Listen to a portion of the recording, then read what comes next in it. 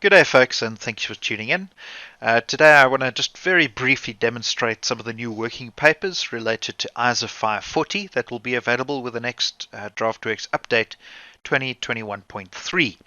Now, there are a couple of new working papers, and as we have indicated in previous training, it will be possible to import the relevant working papers into an existing audit and be able to continue with the ISA 540 changes basically unaffected. So you will be able to apply it to any existing audit. There are a couple of things to note, and I'll briefly go through those. But as I show you the working papers to import, I will then also open up the relevant working papers and just take you around them, show you what sort of information needs to be completed in each. And that'll hopefully help you get going. Now, I'm not going to be going through these working papers in detail at this point. We are going to be scheduling training towards the end of February. We've got an external expert who will come and give comprehensive ISA 540 training from a theoretical perspective. And what we will then do on our side is we will then, as part of that series, go and give a more detailed overview and show you exactly around the various questions and things in the working papers. So I'll give you go through very few basic items now to be aware of. And first and foremost, for those that have got existing files, and this we are dealing with anything with a December 2020 year end and afterwards, which requires ISA 540 to be applied. This is the process that you would need to do in an existing file. Now in this file, what I have already done is I've done pretty much all of the planning. So this is a good test case that we're using just to test that we're able to import those files. And what you would do is go to the client setup. And in the client setup, we have a button here to be able to replace selected working papers. Now, the working papers that we will import now, one of them will be a replacement. I'll show you that in a moment, but it's technically optional. But otherwise, there are two brand new working papers basically that need to get imported into this file. Now, firstly, the two new working papers that we need to import is 0306, which is a final estimates summary, and document 12.80, which is now we're calling it the ISA 540 considerations. Now, folks, these are not the only working papers that we have changed. So previously we had 12.70, which was the ISA 240 considerations. That's now been downscaled. We've taken the estimates out of 1270, and so 1270 now becomes a revenue fraud risk assessment standalone document. There's no need to import this working paper into an existing file. All you would do is in your 1270, don't worry about doing anything on the estimates there. Close that estimates sheet. Anything that you do on the estimates there will no longer be applicable. We do, for instance, add a row to 12.95 to show you whether 1280 is signed off. Now that's a nice to have, and you're welcome to import 12.95, but it's not really necessary. It's not going to impact the working papers at the end of the day. We have made other changes to other documents like let me find it here quickly, 0505. We've incorporated some sort of a conclusion there. Again, it's optional whether or not you want to update your 0505. Again, 0605, it's just a sign-off that it pulls in. You're welcome to import 0605, not critical. One of the ones that has one of the biggest changes attached to it that we've made is 10.20, which is identification of audit sections. Now, folks, importing this new working paper is still optional. What I'm going to do is I am going to import it for the demonstration purposes now, just because there's another key decision that needs to be made when we get to 10.20. Okay. Now, if you have already updated or populated your audit programs and you're that far into the audit, then one or two other decisions you might want to make around 10.20. So for instance, you might not want to at this point re-import 10.20. What happens on 10.20, I'm going to select and open up those working papers. Let me rather talk about it with us looking. So it's just those three that I'm importing. It's warning you that it may overwrite, and in the case of 10.20, it is overwriting. If you overwrite, you do need to go to 10.20 and reselect, unfortunately, any components that you have already selected. So if we go and have a look at that, you'll see that I no longer have items selected, even though in this file I've actually populated the audit programs before. The major change that has happened is that the estimates questions have been removed from 10.20. So, like 12.70, which has questions about estimates, you have the choice to replace 1270 with a new document or simply close the estimates question. So the fact that the estimates exist here, you can ignore them then on 10.20 because selection and identification of estimates is now happening on a standalone document, which is 12.80. If you don't import the new 10.20, that's fine. You can continue. Just continue with the file as you normally would. But I want to point out something that if you do import 10.20, it's going to warn you that there are new procedures. So we have made significant updates to our audit procedures in our database. This includes far more procedures that are now going to specify if they are applicable to IFRS or IFRS SME. And that in particular relates to financial instruments. Folks, we've done a huge overhaul of our procedures around financial instruments, all the measurement procedures. And then what we also have done related to estimates is we've started making distinctions and procedures around measurement which relate to estimates that which relates to something that includes an estimate that those that don't. So for instance, property, plant and equipment at fair value, we've split the procedure, one saying involving an estimate and the other saying not involving an estimate. The primary purpose is, and if you look at those procedures in detail, not very much changes. But what we do indicate is we're saying, okay, you're saying that there's an estimate involved, cross-reference to your work on estimates. So in other words, we don't want to duplicate work. We're going to be doing quite a lot of detail work on estimates. And if you're saying it doesn't involve an estimate, and fair value of PPE is a good example, if you are justified, and if management is justified in saying there was not an estimate involved in calculating the fair value of PPE, then we've added a procedure that says document reasons why all inputs related to this estimate do not involve, all inputs related to this balance do not involve an estimate. Now let's give it a different example. PPE is maybe a bit of an obscure one, but let's say you're auditing fair value of investments, and those investments are traded on the JSE. There is no estimate in determining the fair value of those investments because you can get the share price at year end. Zero estimate. But if you look at something like PPE, you've got to consider what is the condition of the asset. That's an input. Do you involve experts? How have you documented it? And that's the whole process around estimates. So although the rest of the procedure doesn't change much, we are trying to, as far as possible, where there's some sort of valuation especially happening, thinking depreciation, impairment, amortization, all these kind of important items, we're just trying to highlight the estimates leg of it. So what you would typically do, if you want to import our new procedures, and again, this is one of the key decisions that I spoke about earlier. If you've already populated your audit programs and you've started doing work, I would not recommend importing the new procedures because it is going to restructure your existing audit programs. And what you might have ticked off and documented on that audit program already may no longer be in the correct line on that audit program. So only if you are still at such a point in your audit that you haven't done work on your audit programs yet, then you would be able to go and import our audit procedures database. Now, if you're wanting to do that, what it is just saying is that you need to just open up 19.99 once. It's found under the methodology tab, under additional templates.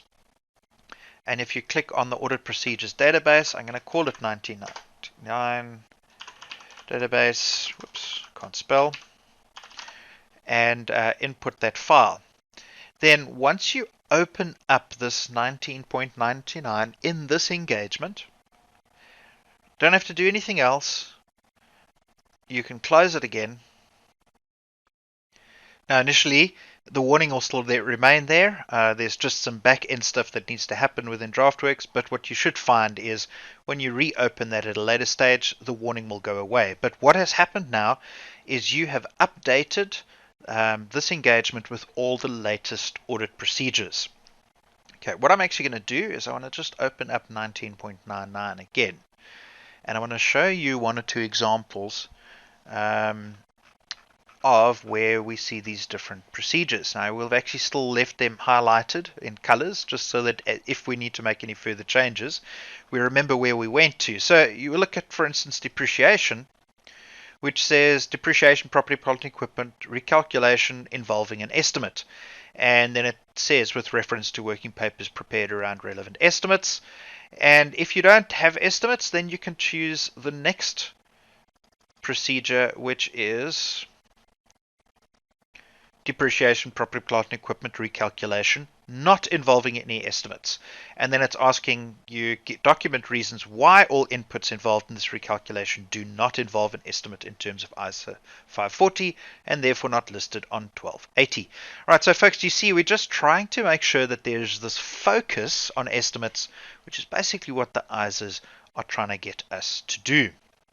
So let's go back to 1210. And now typically if I have done this import, I would just need to go and respecify the components, whatever is applicable in your engagement. Just another note as I'm doing this, of course, everything I'm talking about here in RAC is also 100% the same for Audit Lite Plus. So don't think that this relates only to RAC. It is also exactly every step that I'm talking about here is what you would need to do in Audit Lite Plus as well. Okay, so now I've just made sure that my components are selected once again, just so that there's no funnies in the file. Let's go and have a look at one of the new working papers, which is 1280. Sorry, that might just be off screen there for some. Okay, so first step in estimates is we need to identify those estimates. And what we've got is a number of estimates documented. You need to go and decide whether management has actually made an estimate in relation to any of these balances. Okay. So if there's no estimate made by management, you do not need to tick yes. All right. This is about estimates that management have actually made. You're able to edit the description if you wish, and there are some that you can also go and add your own ones at the bottom as well. I'm just going to select the first couple to show you the process. Now, like with populate audit programs, we just need to make sure that this information is updated in the database. So I'm just going to flick to one spreadsheet and another. That just goes and makes these changes in the database. And under the methodology tab, there is now a new button to populate estimates.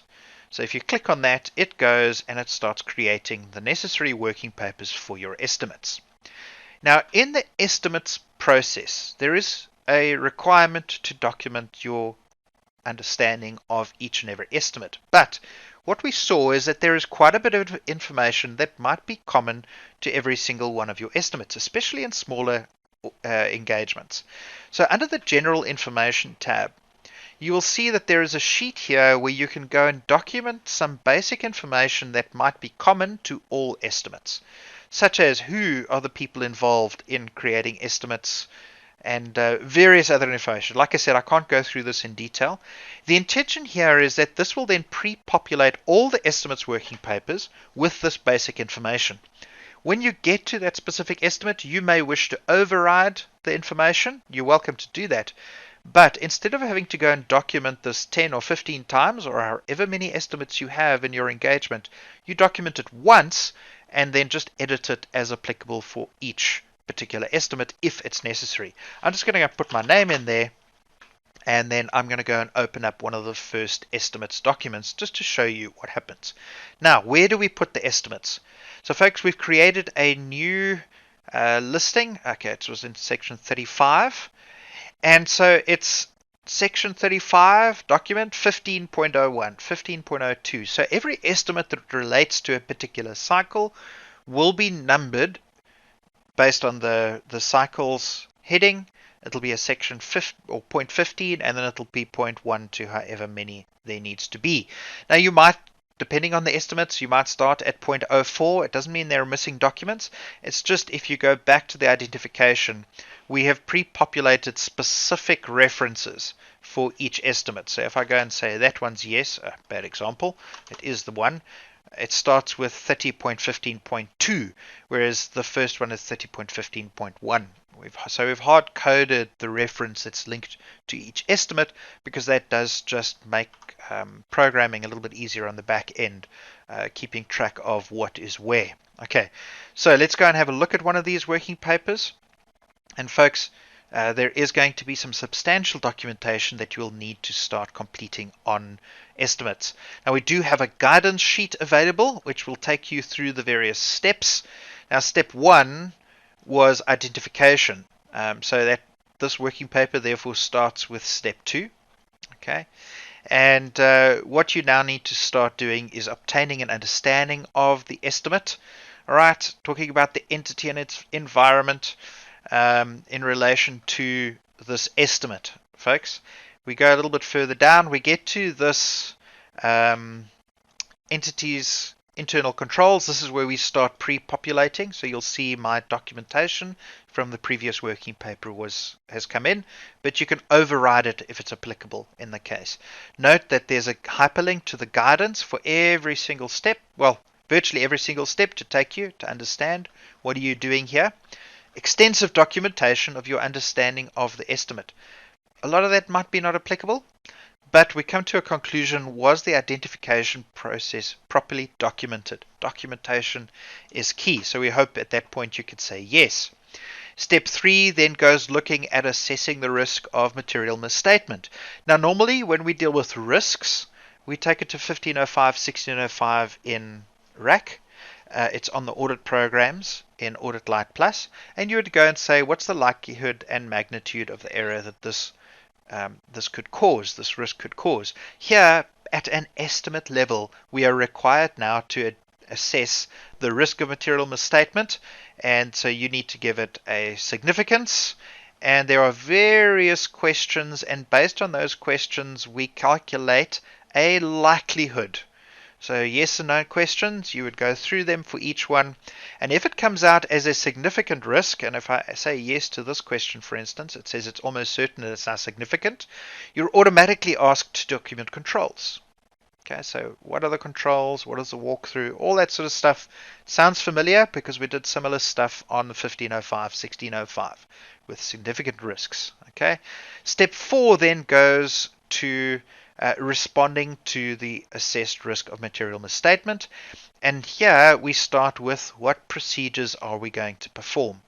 Now it's fairly generic, and you will see that there are a number of procedures listed.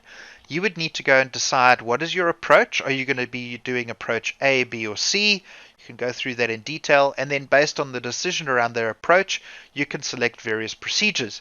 Now these procedures may not be complete on their own. You would then need to go and document on a separate working paper, what have you done, what are the steps that you performed, everything that is applicable, put that reference in, was it successfully carried out, give it a sign off and a reference. Okay, so if there's any additional reference that's needed. So that would be your process. So you now do the work, and ultimately it could come down to a recalculation, and then you go and consider all the inputs, and you would then perform those steps as is required, where the procedure is successfully carried out. And just at the bottom here, if you've now decided which procedures you want, it's a bit of a cumbersome document, it's quite long, you can simply go and hide all not applicable procedures by saying yes there. Because I haven't selected any, none are visible, but again, it's easier for clerks not to have to move through all the not applicables, it just shows you what is applicable. Then in step 5, we need to do an overall evaluation and do a final conclusion. Again, you pick which steps you want to perform. We then have a very high level determination where we go and look at management bias at a overall financial statement level. So for each estimate, we can go and say, well, this estimate, does it tend to increase, decrease, or not have any influence on assets? Let's say they've fair valuing assets quite a bit and the values seem high. You've done the test. It looks okay on its own. There's no indication for you that assets are overstated based on this estimate. But we are required in terms of ISA540 as well to do a high level, what is the overall impact on the financial statement. So you can select for each class of on the financial statements, assets, liabilities, and equity, what this tends to do. Got various conclusions, and the end point is that all this information is then carried over to a final summary document. So the result of your various procedures will pop up, and then there's also this overall evaluation, which then looks at all the estimates, and it aggregates it. Okay, it's not a numeric, very high level. It's not a very detailed thing. But it just asks you, based on this, if you now come up with their 10 estimates, and all 10 of those estimates seem to be pushing assets up. They're individually okay, but maybe all together it might look like management is biased slightly towards inflating assets. Okay. So we've just tried to build a very high level basic assessment, but what this should point you to is if you get to this point and everything is increasing assets, you might say, look, I need to go and do a more detailed overview. You might find that if you go in more detail, that increase in assets is minimal. It's actually not a problem. You can conclude on it. But that's ultimately what we're trying to do here is do an overall assessment, get a conclusion on it, and just a final summary. Are we happy that we have been able to conclude that estimates are appropriate? So that then ties back to the audit programs where it's saying, hey, look, is there an estimate here? You don't now need to go and test the estimate again. We have tested depreciations estimates and we've found them to be valid. So then when we're recalculating depreciation, we can rely on the work that's already been done. And possibly when you did the estimates working paper, you recalculated depreciation already. So now all you've got to do is link that back to your procedures on depreciation on your normal audit program. So we're trying not to duplicate work, but the reality is because there's this emphasis on estimates, we wanted to create a separate document, a separate working paper that you can show, look, here is my focus on estimates.